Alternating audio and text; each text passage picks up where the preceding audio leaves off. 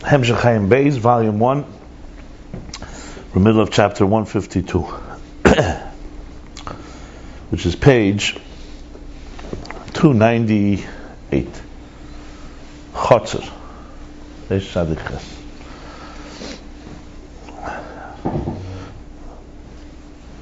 Okay.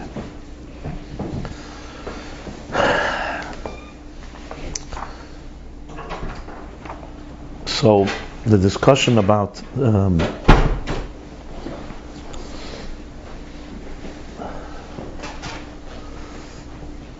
relationships between different entities, in this case Moichin and Midas, intelligence and experience, is the operative modus operandi that the Rebbe Rashab is using to explain the relationship between the divine and existence. And because he keeps moving back and forth from human intelligence and feelings and emotions to divine intelligence and emotions, it can be a little confusing because they don't work exactly the same way, but they are very similar because one evolved from the other. So when we're learning earlier in Ayin Beis about, let's say, Esser Spheres Hagnuzis, the 10 hidden spheres, or the Kav, or Atzilus, so there it was exclusively the domain of the divine, and we're understanding the mechanics of it. Once the Rebbe Rashab starts using an example of something that operates in us on a constant basis, there's a need for really clarifying what is human intelligence and emotions and what is divine intelligence and emotions. And that's what we're in the middle of right now.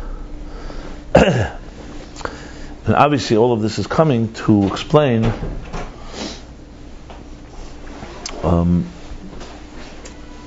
the relationship with the divine, with Elokus and existence.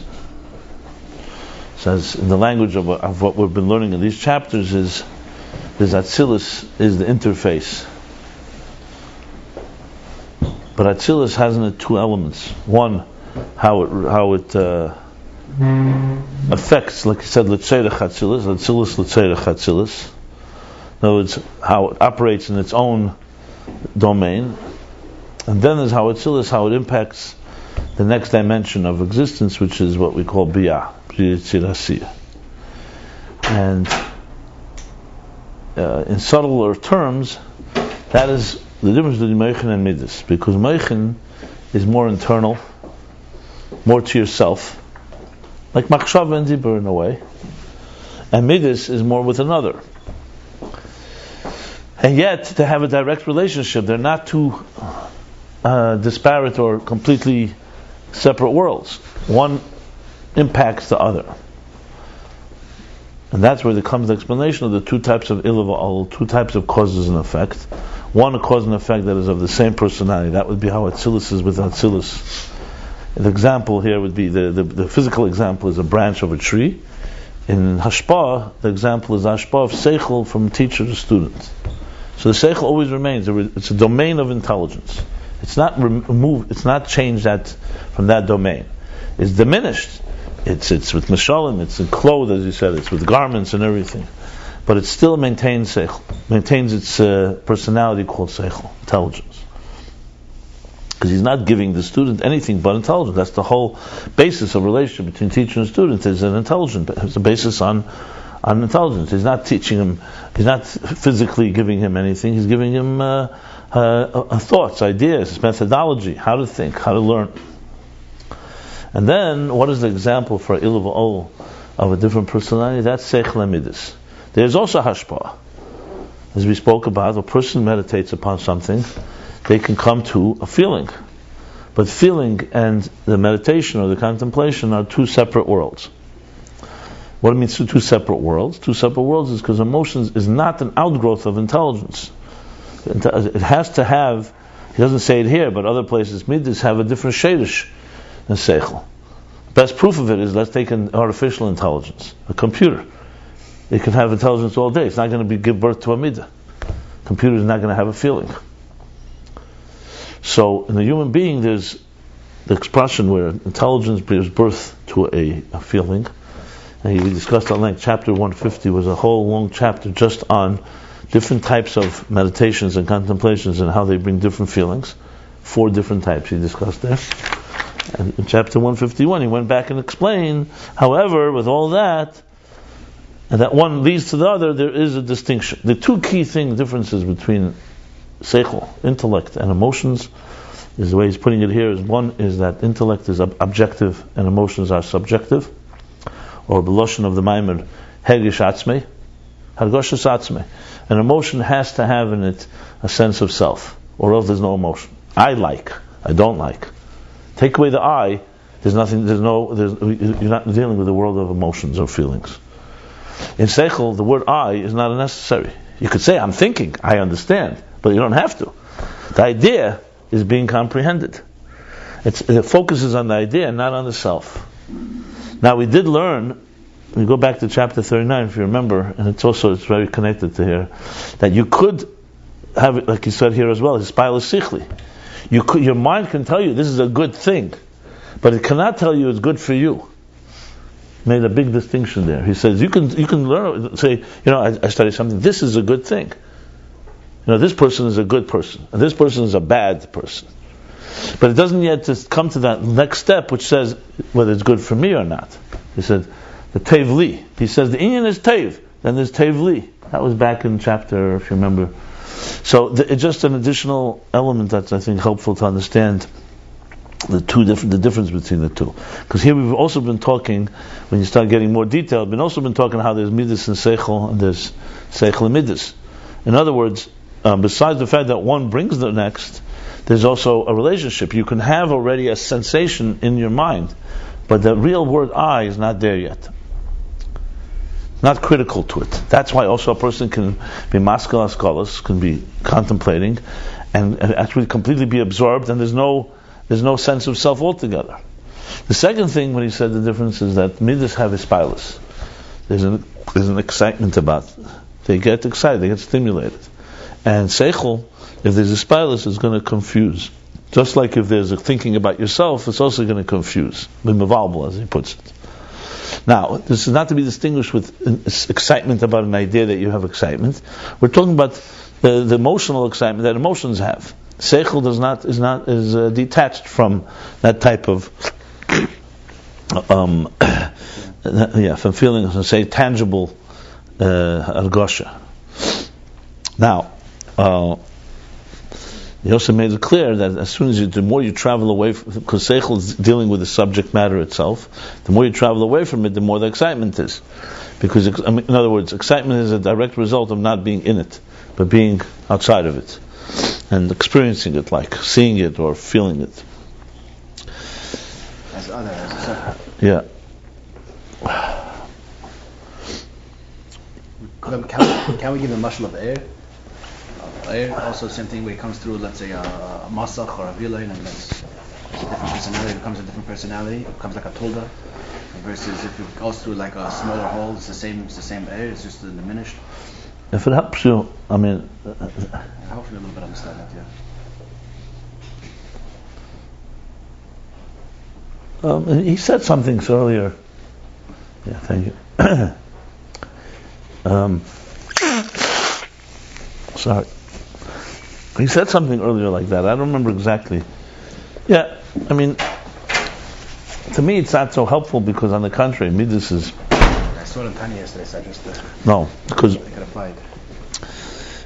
You can put as many veils on seichel, it's not going to become a midah. It's just not... Seichel and midah are not of the same hus. The same personality. You need something else for an emotion to emerge. But seichel gives birth to it. It's like parents. How did you explain before that a computer doesn't give birth to emotions and a human intellect does? It just doesn't. Look at a computer. Why is that?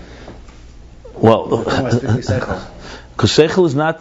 Look, seichel can give birth, can bring things that are of its own personality. One logic brings another logic. Water, as far as you'll extend it, if you don't mix something else with it, it's not going to become fire. It's not going to become oil.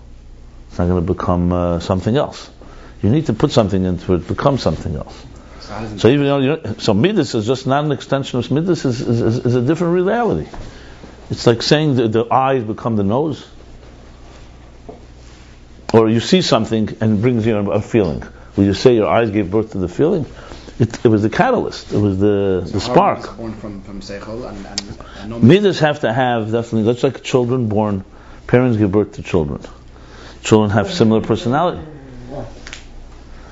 The children have a similar personality to their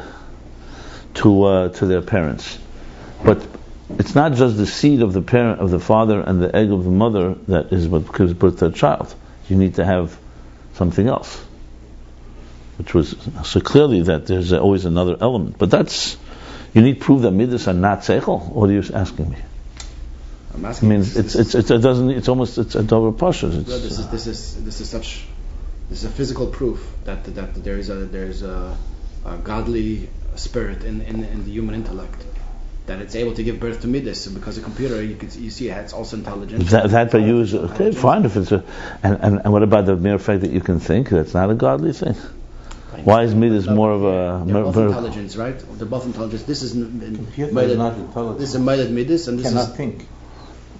I wouldn't put. I don't think this has to do with. This to me is not a godly thing. This is just the way it is. I'm not clear what's bothering you. You want to know why Mechel and Midas are two different entities? Is that what the concern is? I want to know how midas is born out of human intelligence. Well, let me ask you something. When you see something, you like ice cream? You like cake? Tell me something you like.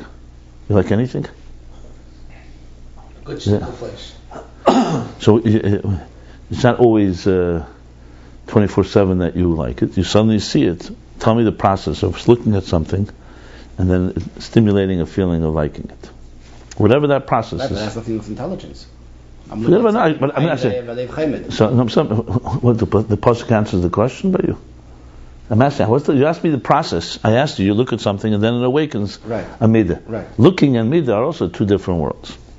But looking was the catalyst that aroused something inside of you. So why can't intelligence be the same thing? You think about something. Because here in this process we bypassed intelligence. So why? So intelligence is... I'm not clear what you're saying.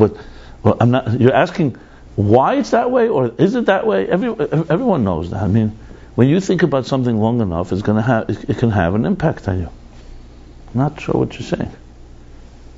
In Kedusha or not Kedusha?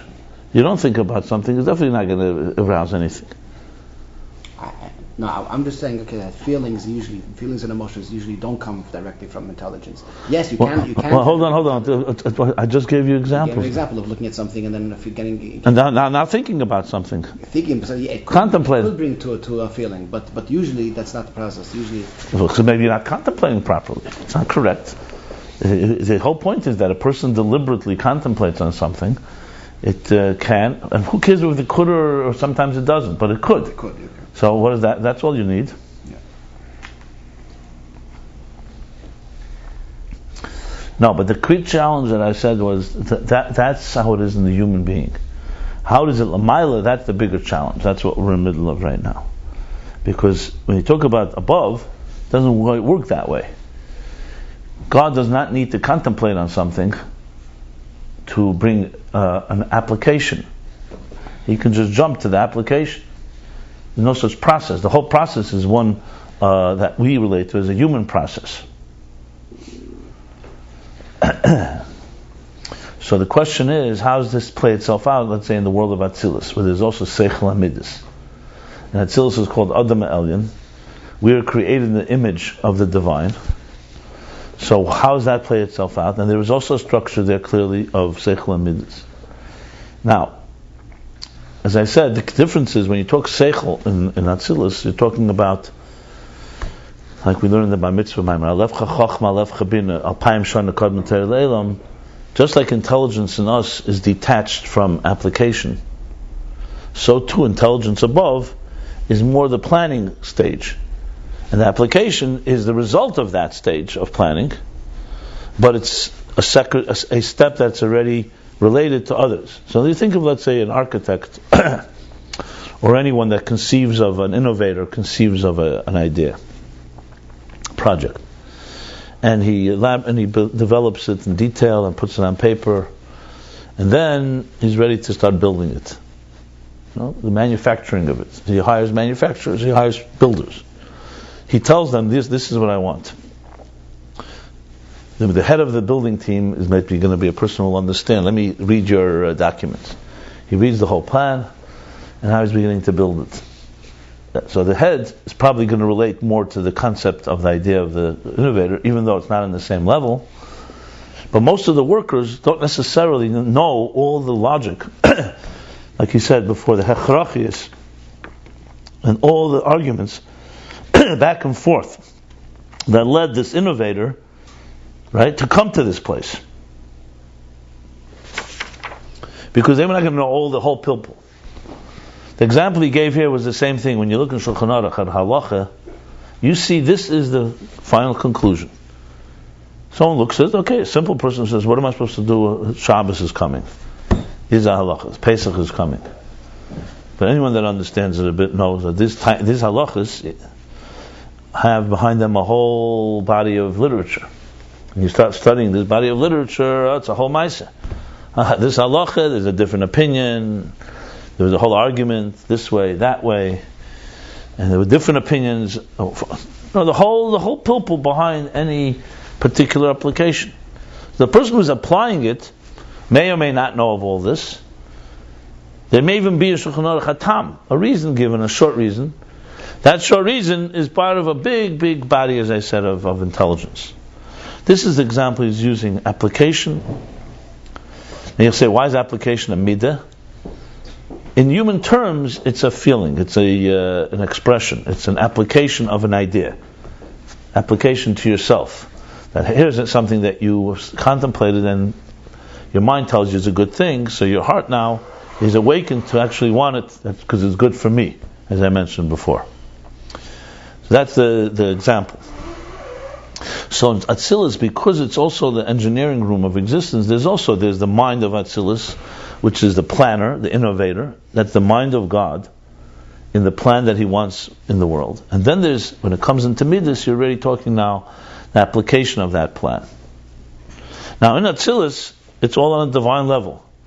In Biyah, it already becomes far more removed. That's where you really have an actual outer entity. Someone actually sees the building that you built. Now you're talking something that is not, besides that the halacha is at least still an expression of the plan. But someone who's now actually doing it, now you're talking is already outside of the domain of Atzilus altogether. So now what we have here is that there's these two dimensions in Elokus itself, so to speak. And the key distinction is that in the human being, Meichen Midas takes on a different type of shape than it is Meichen Midas as it is in Atzilus. So in chapter Kuf Nun Beis 152, he began by saying, bringing from the Chokrim that discuss that above, meaning in Ruchnius, above in Atzilus, there's no Midas at all. It doesn't say Atzilus, but it's referring to that, I believe. In general, there's no Midas, because you cannot attribute human emotions. You can't attribute emotions, or spilus, as he puts it, to divine. So what do you mean by Midas when you say the Eibishter has Midas, Midaso Shel HaKadosh Baruch Hu? The answer is Pa'ulas. It's actions. It's like I mentioned about the names. You say Lefi Maaseh Ani Nikra. God benefits as it's action oriented. It's not an entity based on a certain action. This is an action of Chesed, action of Gvura, and so on and so forth.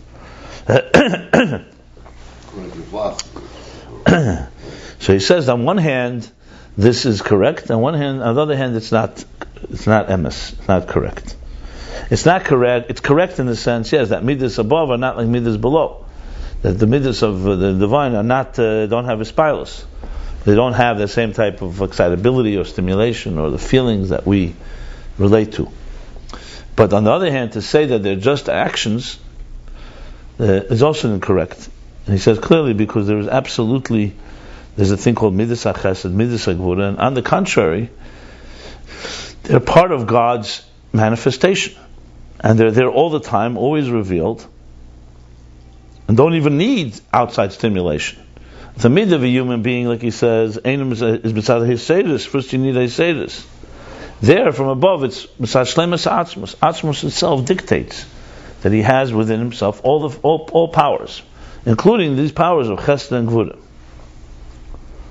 And that's why they're always awake, they're always active, even when they're not acting, even when they're not actualized. And he says this is what's called midas atzmim, the way midas are in Chochmah. And we're talking about Chochmah Vatzilus, because in Chochmah, what are midas? Midas is essentially the shleimus of elokus, of godliness, that can manifest itself in chesed and gvura and so on. So, just if you want to just make it simple, remember whenever you say Chochmah, you're really saying Atzilus within Atzilus. That's Atzilus dik. Chochmah is the main dominant force in Atzilus. And so when Midas are in Chochmah, what state are they in? Like Chochmah itself is. Complete dveikus. They're not an expression. They're not an application. They're in the root of intelligence, the place where the application is rooted. The process will be that you have a concept which is completely abstract of any application. At some point it's going to begin to have inclinations. That's Midas Sheba Chochmah.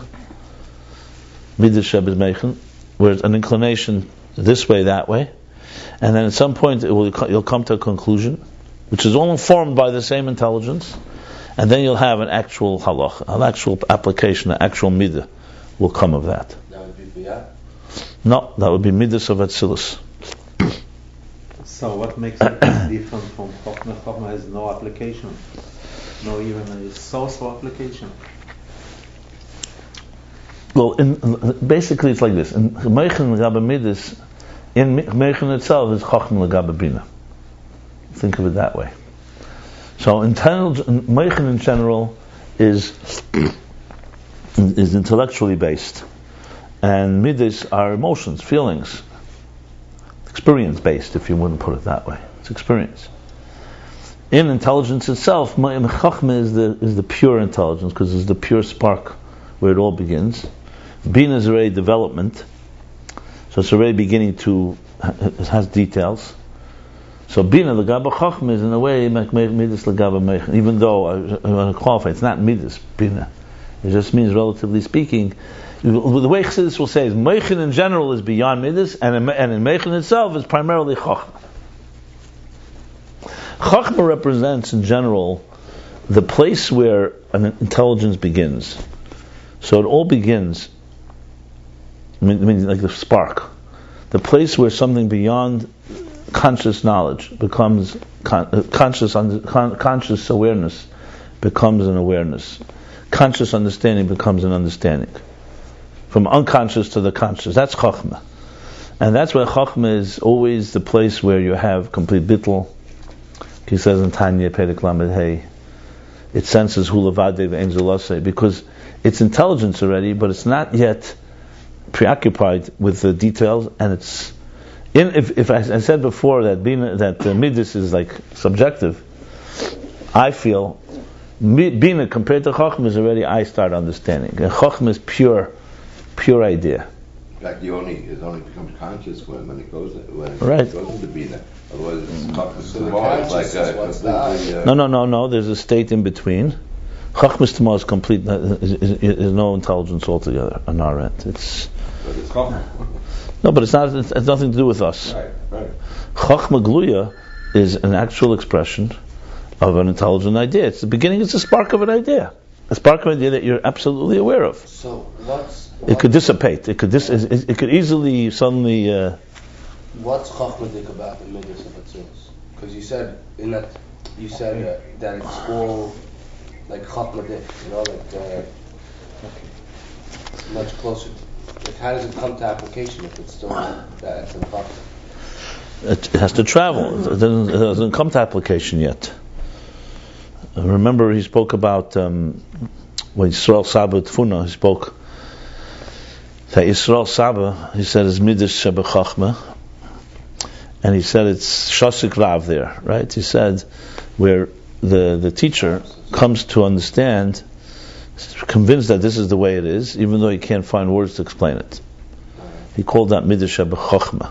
Midas Sheba Bina is that he could find words to explain it. So he also has an inclination. That's already how the mind is. It's very simple. When you're doing research on a subject, you absolutely have no leaning one way or another. You're looking at research and you're saying, okay, I'm gathering information. Then there comes a point you have enough information where you can start saying, I'm leaning toward concluding so, like, the conclusion is like this, to do it. Or the conclusion is not to do it. Or the conclusion is chus, that this person is right and this one's wrong. Or the other way around, kvura. So there's a point where intelligence starts coming to inclinations, as he puts it, and that he called was real midas. That's not his spiles. We're not talking about excitement now. We're talking about netias, inclinations toward an application. Then there comes the actual application. Inclination is midas in Chachma in Bina, right? In both in Chachma and Bina. Yeah. The application could be completely different than the person's inclinations, Now, as I said, the hard part of this is because most of us don't really spend much time and don't have a lot of experience in this process. We're impulsive creatures. If you were to list everything you do, you'll find out 99% of what you do is impulsive. It's based on just whatever your habit is, your routine, whatever stimulates you at the moment. How many people you know that their lives are completely based on a contemplation, and that's how they live their lives? It's a very disciplined life. It's not common. We are impulsive creatures.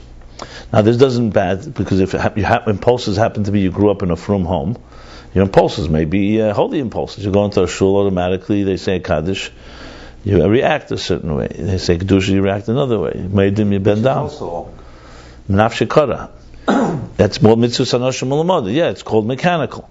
So it's not, but I'm just saying, most people are all people are impulsive creatures. The question is, how many people have gone beyond that and live called a deliberate life? To live deliberately, not to live automatically, like right, whatever comes your way. Anyone who saw the Rebbe day by day, you see a deliberate man. Everything was eizgerecht. And I don't mean eizgerecht doesn't mean they never had an impulsive reaction to things. Of course, something happened, he reacted. But his life was not a bundle of reactions. It was proactions, proactive. He had a plan, and that's what we're going to do. We're not. Look at soldiers are this way. A real soldiers in the army. There's no you wake up in the morning, whatever comes my way. No, there's a plan. There's a plan, and everything you do is deliberate. Now, and that's real Aveda. Real Aveda's Hashem is a relationship with God. It's a real relationship. Nothing automatic about it. But we have to contend with, like I keep saying in that last class, with a nefesh habamis. You do have an impulsive element inside of you. You're hungry, you're thirsty, this distracts you, your mind is wandering everywhere. Someone wants something from you, that one, then you have your psychological stuff. You have social pressure, peer pressure. The list goes on. We have a whole bunch of forces. There's no such thing as neutral. No one's neutral. Every morning you have a whole bunch of forces clamoring for your attention, internally and externally. Pulling you in different directions. Right.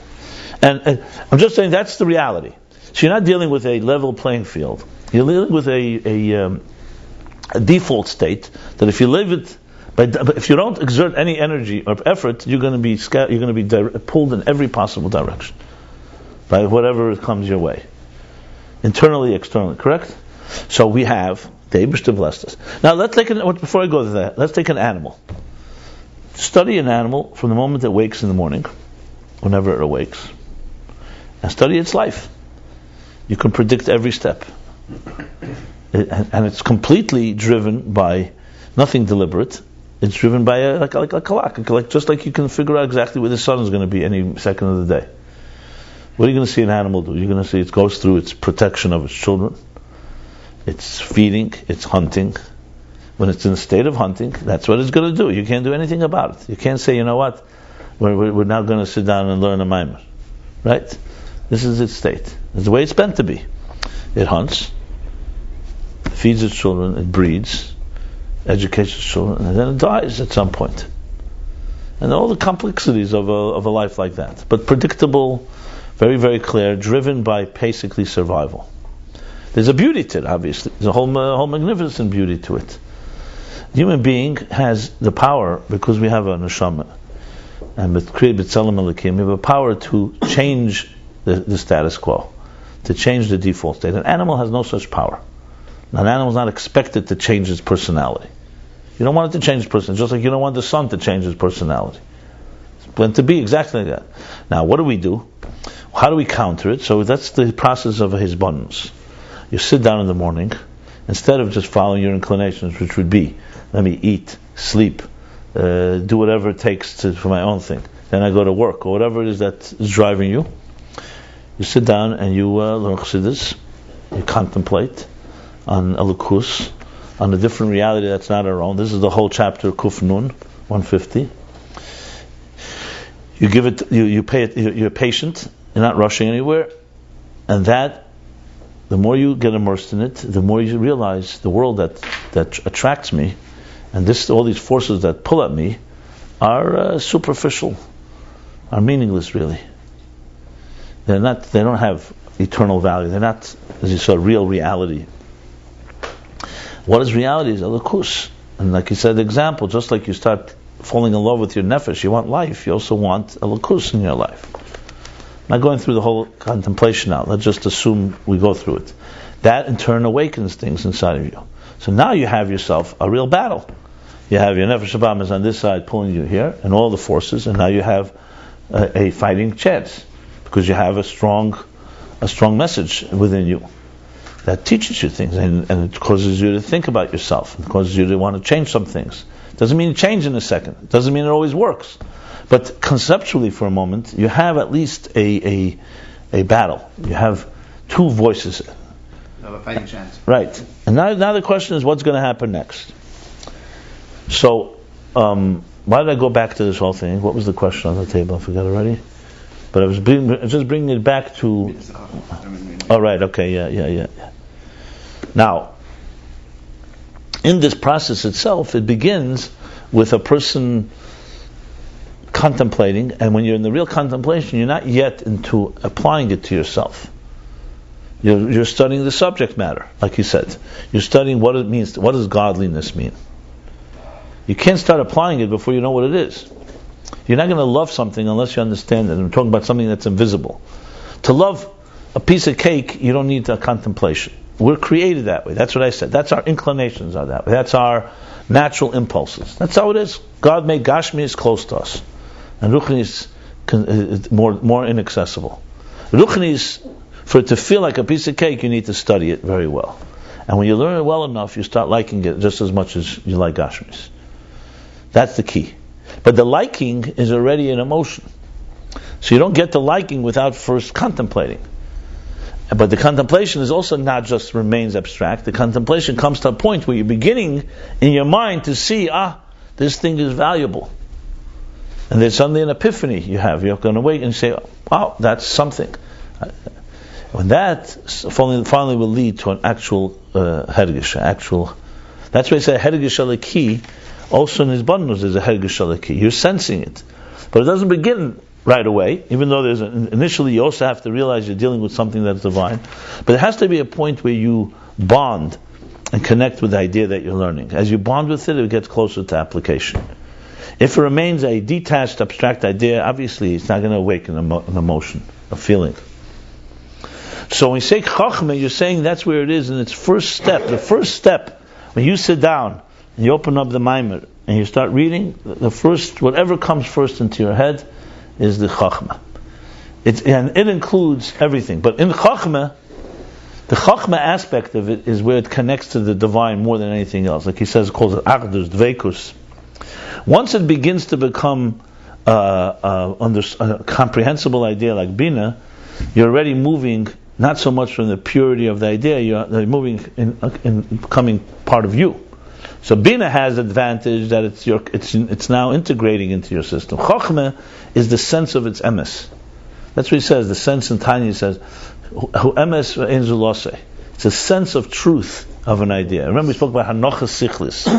That Chochmah is essentially not even a pure it's not the logic of intelligence, it's the sensation in the mind that this resonates as truth. And not faith. Huh? I think he's calling it Echad V'Emes. Echad Emes, yeah, Echad Emes Hu Levad V'Ein Zelase. That's what he says. Yeah. Yeah. So Chochmah has the Ma. It's a sense of awe. It's a sense of beyond. It's a sense of transcendence in the world of intelligence. That's the key here. It's in the world of intelligence. It's not in the world of midas. It's not in the world of faith. It's intelligence. Now, Bina will dilute, so to speak, and weaken or dampen the pure resonance. Because once you start details, you're getting into details. But as we learned, when you go Bina deep enough, there's Primis Bina, and Primis Bina then connects you to also having Hanoch. There's also the Nekudas Tamsis. Remember, we learned the summary, and there again you can sense the truth of it. That was discussed earlier, which is all relevant here. But basically, Chetzenius Chachma and Bina is more where Bina is the content. Then comes the Pnimius of Bina is also not Chachma. Not Chachma. He said, La'asad Lav, when Mashiach comes, you're going to have the best of both worlds. We'll have Asagas HaMuhus. So Chachma is Muhus. Today we don't have Asagas Muhus. We have a sense of it. He answered the whole question. How do you have today Asagas HaMuhus? He said, the example of it is Hanocha Sichlis, the resonance. But you'll have it also in Bina, in Hasagas HaMuhus. So you'll have the full understanding of something, and at the same time sense its total truth, which is not existent today. The best of both. He said that Primis Bina, Primis Abba. Remember, Primis Abba, Primis Bina are both Primis Atik. This was chapter. It's a very critical chapter. I'm going to be referring to it because it goes back to the Ovis. What chapter was that? Right here. Was it 139? 135? He said it yesterday. That's why I don't know. I know. Are you kidding me? 135 is the beginning of it. What I'm talking is mostly 138 and 139. Meitzer Mi, the Meitzer Yam.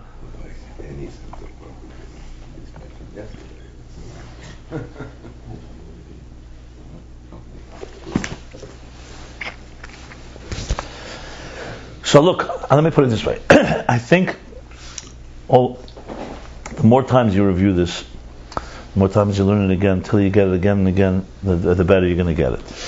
I can repeat what I'm saying in different words. The key thing I would suggest is just bear in mind like this. There's Atzilus and Biyah. Think of it in our case, think of it Atzilus like Shabbos and the weekdays. Or in psychologically speaking, Atzilus is your own inner domain, and Biyah is how you relate to the world outside of you. In different words, you could say it's Meichen and Midas. Even though but in Atzilus itself, you also have Biyah. So you remember you said Medaber, Chai, Sameach, and Daimim. So Atzilus has Biyah in it. Biyah in Atzilus is the Midas of Atzilus. B'riyah is the Bina, and Yitzira is the Midas, and Asiyah is the Malchus. So you have all the Midas also in Atzilus itself. And the Midas is the relationship to application beyond us, and Meichen is the relationship with yourself internally. And then there's how one informs the other. That's the key thing to understand. Now there are far many more details, but if you get that, you'll be able to get to the details. Everything's in fours, so soon we'll be able to relate the four sons and. But one more final thing I want to say. To this. So Chachma and Bina are also in Meichen itself. Bina is also somewhat more outer, and Chachma is more inner. So basically, you're talking here is Chachma, Bina, Midas, Malchus. There's the general sense of it, and there's the microcosm, where more specifically Meichen and Midas and Meichen is how the application is rooted in the source of the Agdus that Chachma has. How would you compare Midas to Bina? It goes like this: Chachma is Abba, Bina is Ima, and Midas are Bet and Ha'em, the mother of the womb of the mother. So Aim Abanim Smecha. So Bina is the real mother of the Midas. Chachma is the father of the Midas. The father provides the the seed. It's all in there. But the woman, in this case the mother, provides the environment, provides the womb. So if you only have the Nekudas HaChochma, you're not going to have awakening of a midah. You're going to have a spark. So what are you going to do with it? Bina develops it. That's where it becomes a developed. The seed is developing first in your mind, into a full-blown entity, and then the birthing. And don't ask me about das right now, because that's just going to confuse matters. Maybe it's the midwives. In the previous chapter, he said he brought, what did he bring, the posuk? What did he bring? What do you mean? What's v'tzfeincha? We touched it. The hidden, v'tzfuncha. V'tzfuncha, like tzofun. Like from the same word, like the Afrikaans, yeah. The hidden. V'tzfuncha tamali bitnam, which, how would you translate that? So the hidden filled their stomachs, their bellies. Well, it means probably that there were secrets that they carried within. That's what he's saying, essentially. So he says, Shehein amidah shebeseichel, tamali bitnam liya shehein b'chinas mitziyas u'kamay avlad bebet na'im. That's where he's saying that midas are a separate entity than seichel. That's why bebitnam. But that's where they're born. That's where they're given their genesis. That's where you give birth to them. And what is Malchus? It's 5 to 10. Let me know. Okay. What is Malchus in this way? Malchus is. Who is for? The midas is the Vazayin midas. The Vav midas is like. Yeah, the Malchus here could be the Nekeva, the Zachar. No, the Malchus here I would not. There's also sometimes you say Zayin midas. Malchus is one of the children here, in the general sense. Then there's Malchus as it plays a role to become the mother or the crown, the queen. Malchus of Atzilus becomes the Kesser of. But yeah, it's two different things. If you're talking the concept of birth of midas, then Malchus is one of the 7 midas, like in the Sfira Seimer. It's the 7th week. It's also sometimes part of the 7. If you want to break down Malchus and Zah, then that's another thing. That's not where we're going right here. That's discussed earlier, and it's part of the picture. But here, just to keep it simple, it's the midas that are born. Then the Zah and Malchus has its own 2 different steps.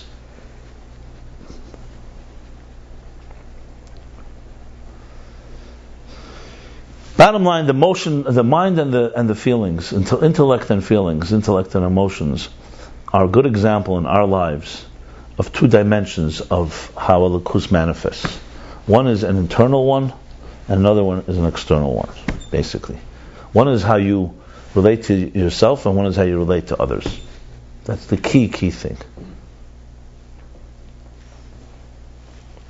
Now,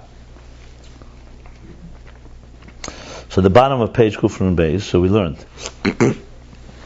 So now what the Chokrim say, the philosophers say, the thinkers say that there's no midas l'mayla. He says it's correct in the sense there's no hispilus. But to say there's no midas, only pu'ulas, the Rebbe Rashab categorically rejects. Because there are midas hachesed, midas hagvura, and the contrary, that's part of, they're constantly awake and alive, is galus, even when they're not activated, so to speak. And that's all mitzad shleimus ha'atzmus. V'zeu ha'mavur b'makam echad, d'kashem shehu v'chachmas echad, k'meken hu mideisav echad. And this is what's explained elsewhere. Just like he and his intelligence, his chacham, his wisdom is one, same thing, he's one with his midas. Da'ikuru mitzad ha'midas shebachachma. Why does he relate hu v'chachmas hu mideisav? Kashem like this. What's the connection? So he's saying because the primary place is because of midas shebachachma. In other words, the Rebbe Rashab is being medayik in this lashon that it's hu v'chachmasei, kain hu mideisav, because midas shebachachma zeu ikar atzilus ma shebchinas chachma davka, ma shebchinas chachma davka, ma shkos makmacha v'yizbar b'samuch, shehem b'chinas agdus mamash. Because the midas, the way they are in chachma, they're completely united, and they sense their connection to the source. As opposed to if they're outside of chachma, then their focus is more primarily on their on their actions, on their individual different sensations. This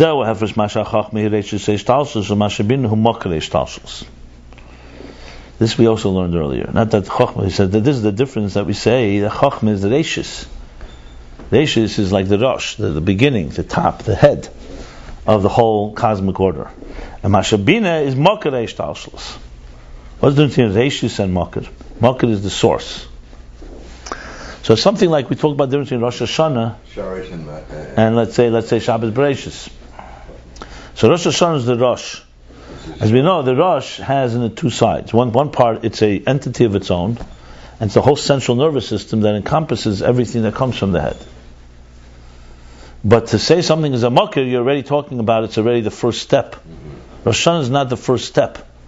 It's the first step would be, sometimes it's called Shabbos Bereishis, that's the first Shabbos of the year. So you're now you're already in the year, but it's the beginning of the whole year. So Rosh Chochmah is called Reishis, and Bina is called Mokar. And now he explains. Shorish and Mokar? You could say that. He doesn't say the word Sherish. Maybe let's see what he says now. No, Sherish is not Reishis. Sherish could be more removed. It depends. I wouldn't. I don't know. It doesn't say. Always confusing. The Masha Bina hi Mokar Ishtalshlus. What? No, we say Bina is the Mokar of Ishtalshlus. If you go back, I think chapter 39 again. Let me see what he says there. Yeah, I think in 39 he makes it very clear. He says these words. What does he say here? Yeah. The Ian Hishtalshlus Ilav Ol, and then he says begins with Bina. That's what he says. Meichad Abba is Lamaila Hishtalshlus, and Bina is the beginning of Hishtalshlus. Actually, there he also brings V'tzfun Chad Tamala Bitnam. Second.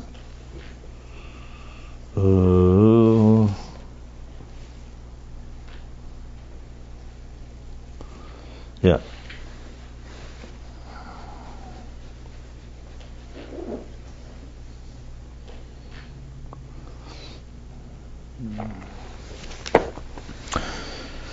So the Mashabinu Mokar Ishtalshlus hu sha'ilu v'ol hu ba'efen kazeh li is b'chinas muhus nivdal. When you say bin is the Mokar, that's because the ilu v'ol, the cause and effect, is in such a way that it's going to become a separate entity. So Bina is going to be like the mother that carries the midas within, like carries the child, that's going to create and give birth to something that's a separate entity, which is going to be midas, feelings. But from Chachma alone, from Chachma will not become a separate entity. And the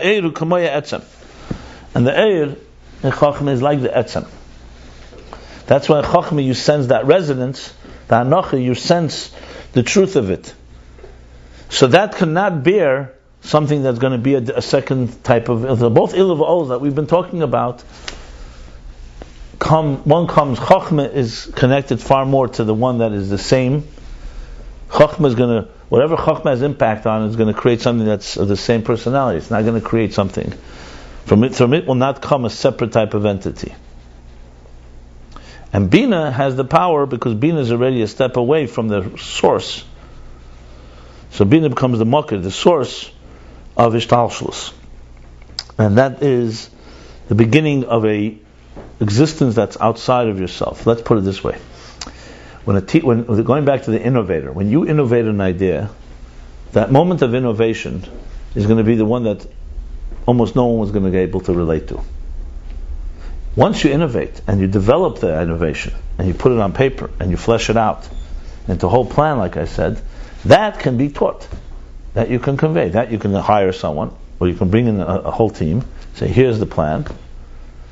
But that spark, that moment of that ecstatic moment that you innovated, can they come to that? The answer is they could. If they study enough and they retrace the steps, they can get back to that point. But they don't necessarily get there, and they necessarily need to get there even. So Bina's role is to express the innovation in ways that you can handle, contain, and can describe. Take away Bina, the innovation almost has no value. So it's not like, You need Bria yeah, exactly, you need Bina. and Bria. Well, Bria in Atzilus is Bina. Yeah. Yeah. But first we're talking all within intelligence. So that's the difference So- between Rishis and Makar. Yeah, exactly. So Reshis, it begins there. That's the Resh of it all. No innovation. There's no Bina has nothing to feed it. That'd be like having. You're not going to have a river if you don't have a spring that's feeding the river. But if you only have a spring, you're not going to have any water that people can relate to. It's going to be buried somewhere in your unconscious or even in your conscious, but in a place that even you won't be able to really fully comprehend. That's essentially what he's saying here. So Chochmah, from Chochmah you're not going to have a Muhus Nivdal. You bring in a group of people and your innovator will say, I had a brilliant idea this morning. And I'll say, what's the idea? I can't express it. It's just brilliant. It's just, I feel. What are you going to have from that? Bina is somewhat tempered and also removed from the innovation. It's someone that says, okay, let me talk to you. Tell me what was your idea. Let's spell it out. Let's put it into sentences. Can you express it?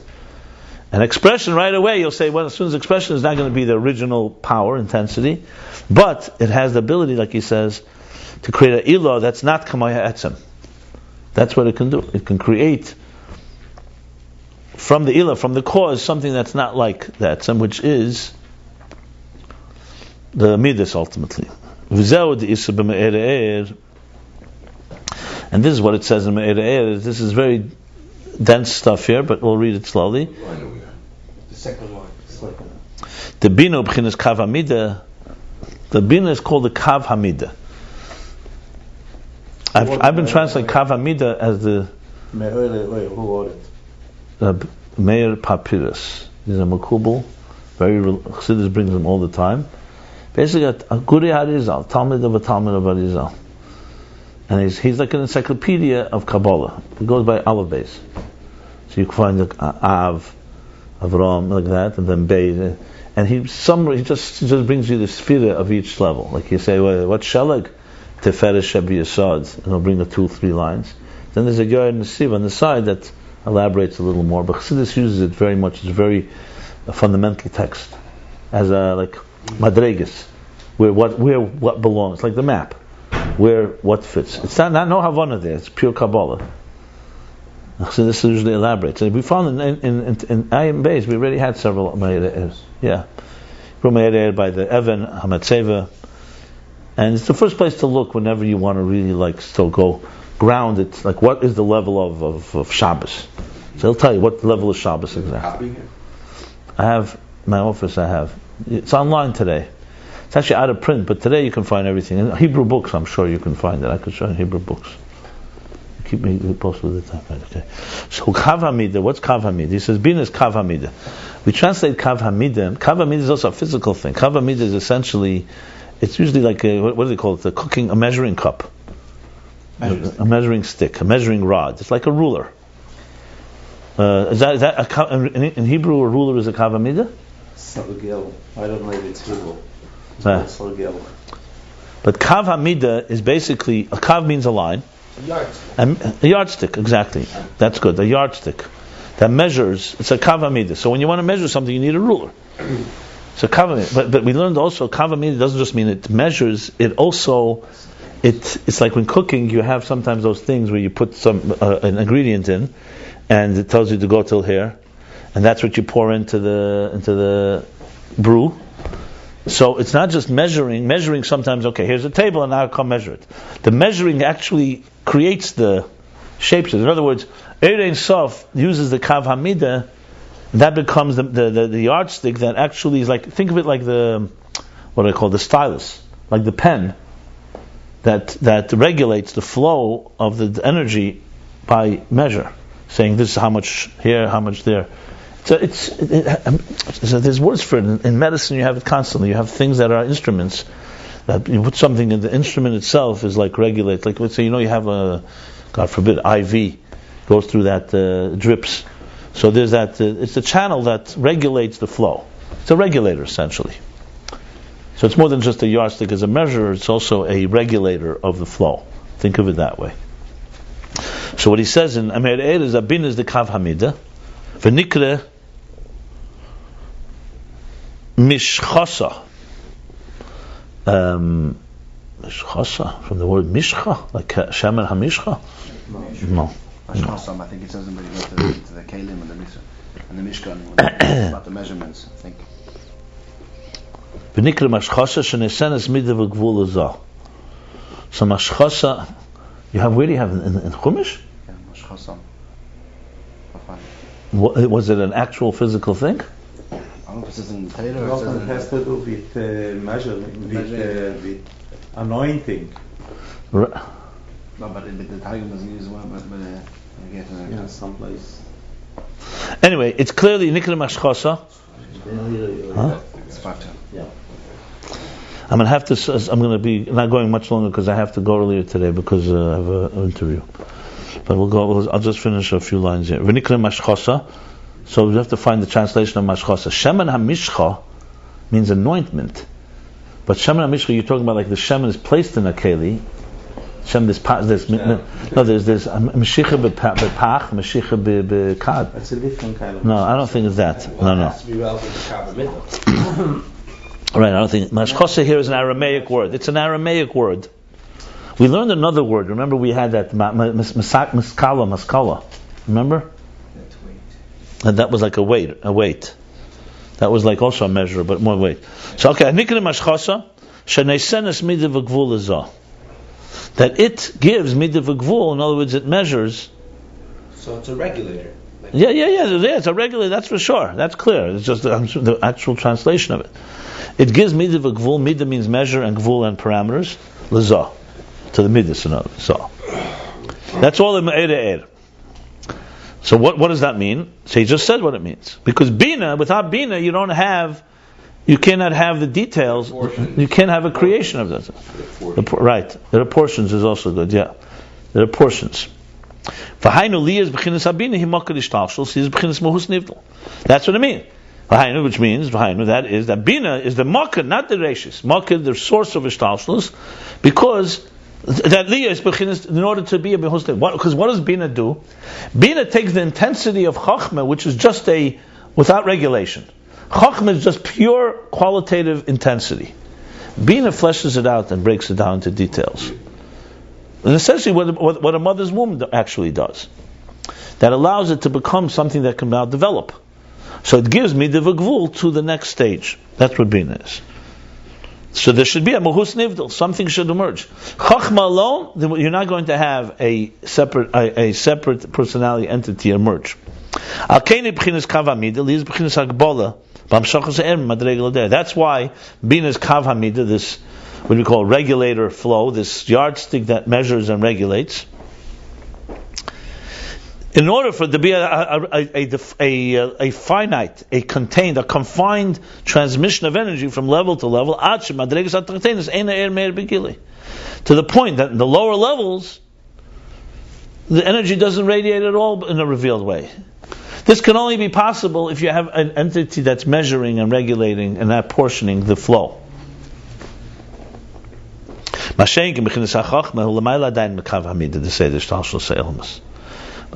Contrast, Chachma is higher than the Kav Hamida. It's not yet bound by this measuring, this regulator. Of Seidish Tal says,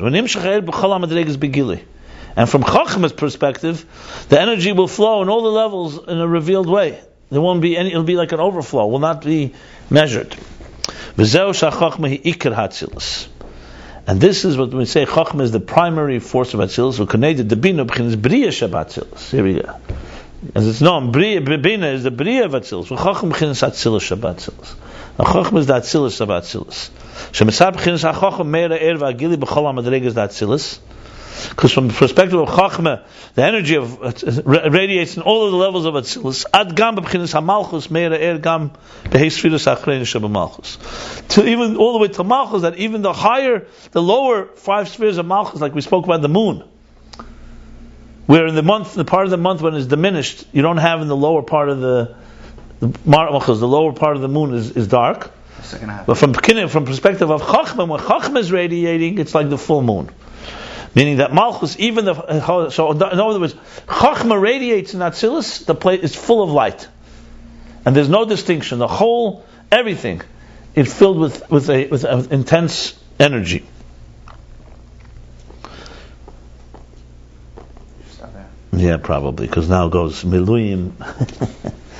Okay, we shall stop here. So we did another section of chapter 152, moved on from page 298 to 299.